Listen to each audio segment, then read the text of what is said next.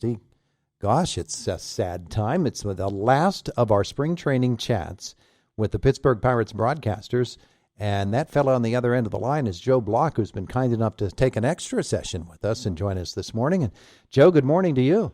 Oh, it's my great pleasure, Todd. Thanks for having me on this morning. I'm glad you are, because it's a really, really busy time in the front office and then on the field itself as we say goodbye to some prospects who have had some pretty good years. It probably didn't feel good to be Travis Swaggerty over the weekend. He really showed them a lot, didn't he?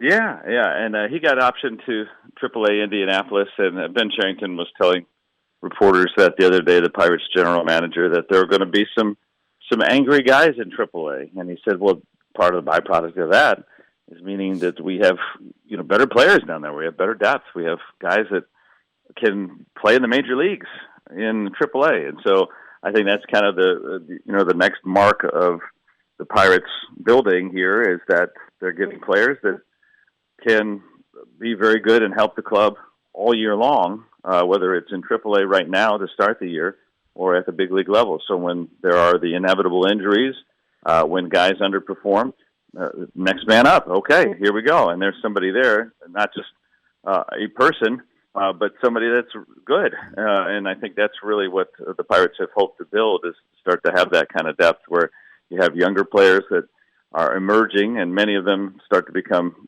good players or even great players in the major leagues. And then having those veterans to stop the gaps too, also help out in the clubhouse, sure. That's important. And then having even more young players coming behind them. So if they can improve upon what they've got, they've already got somebody in the system. So I think that's really the plan, and starting to see some of that start to take place and shape up this year, and that's exciting. Yeah, it is. And, the Connor Joe situation points to what you were just saying. You got to be ready to play. Connor Joe gets hit on the hand by a pitch, and he's out and listed day to day. He might not be able to make the Pirates opening day lineup. Yeah, I'm not sure yet. Todd Tomczyk, who is the Pirates director of sports medicine, he'll talk today to the reporters.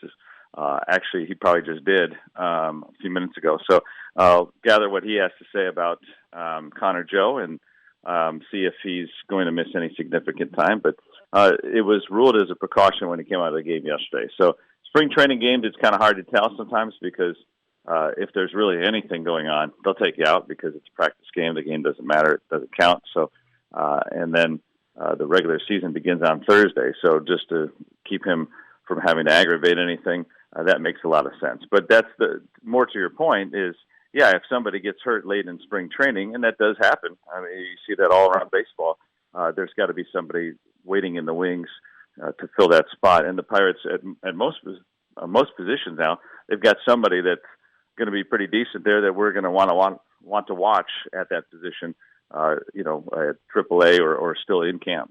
Joe, as they pack up the bags and get ready to leave Bradenton, head up to Cincinnati, you look back on these 6 weeks or so of spring training. Is there a noted difference in teams' attitude or in the way that the Pirates are approaching things as they enter this regular season? It seems as if more people expect more out of this group than they have in recent years. Yeah, I mean, it's from the top all the way down. The expectations are greater. I don't think anybody is demanding that this team win the pennant this year. Not to say that it can't happen. You never know, but I think that's the idea is seeing definite wins and losses improvement. A lot better in the standings. Young players continuing to get better, and not just incremental improvements, but some of these guys that go from like O'Neal Cruz, for instance, can we see him emerge as one of baseball's best players this year?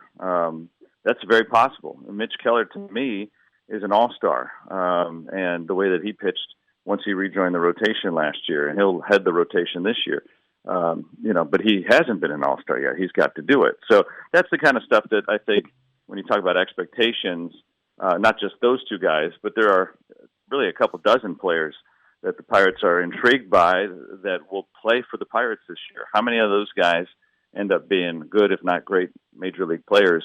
And some of those guys start to show that this year. So I think that's really going to determine how well they do.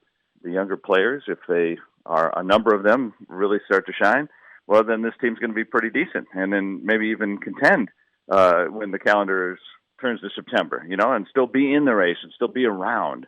But that has to take a lot. First of all, you got to be good in injuries, and second of all, you got to have a lot of those younger players really starting to be show that they're special. So that can happen this year, but I think even just a moderate expectation, there should still be a good deal of improvement, double-digit win improvement from last year, I think. Well, we make our predictions here in the station, and once again, I picked the Pirates to go 162-0 again this season. There you go. So. I like the optimism. You haven't been right yet. But, maybe this is your year. I mean, look at the Final Four. I don't think anybody predicted that either. So, See, Joe, you got it. You got it.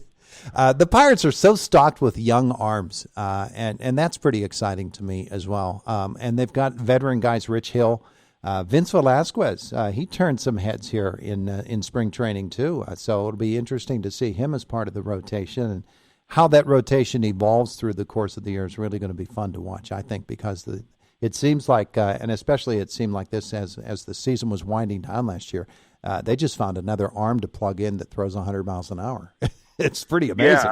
Yeah. I mean, Luis Ortiz is going to start the year in AAA because going into last season, he had never pitched above low A ball. And, I mean, that's pretty remarkable, that kind of jump for a starting pitcher to do that. So he'll start the year down there, and if he does what many think he's going to do, he'll still make a whole bunch of starts, 15 or 20 starts for the Pirates this year. He can do that. And, he's throwing close to 100 miles an hour, but they're strikes. It's a hard fastball to hit. He's got a very good slider. And he even showed, not consistently, but occasionally he showed a good changeup. And if he can stick that changeup once in a while and get some lefties out, well, then he could be an all-star caliber Major League starting pitcher. And the Pirates have a number of different guys with Quinn Priester and Mike Burrows down in the minors too.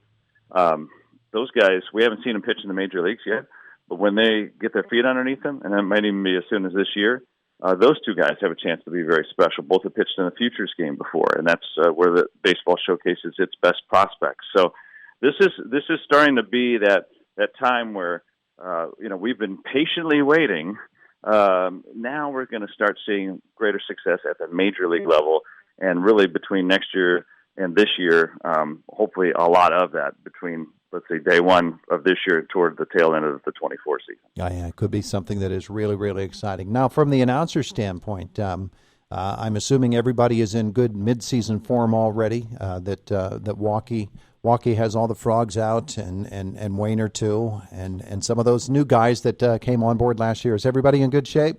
Yeah, everybody's in good shape. We'll be ready to go in Cincinnati on Thursday afternoon, and bringing you baseball on the radio, and hopefully you'll be on out when the Pirates get back home. Baseball in Pittsburgh starts up on April 7th, so that'll be a Friday afternoon, and then that weekend the White Sox and then the champion Astros come to town after that. So should be fun to have some baseball back in the Berg. But right now, still a couple more days here in Florida, and hopefully the Pirates come out okay after these last final practice games here. It's a beautiful time of the year. You go from Florida sunshine to the Northeast, where it's not going to be exactly the prettiest time of the year, but baseball makes it all good. Joe, thanks so much for not only today, but for spending this last week with us, and to all of the Pirates broadcasters. Wish you the best of seasons. Always enjoy it, Todd. Thanks, and be well. You too. It is the voice of Indiana County. It is WCCS 101.1 FM and AM 1160.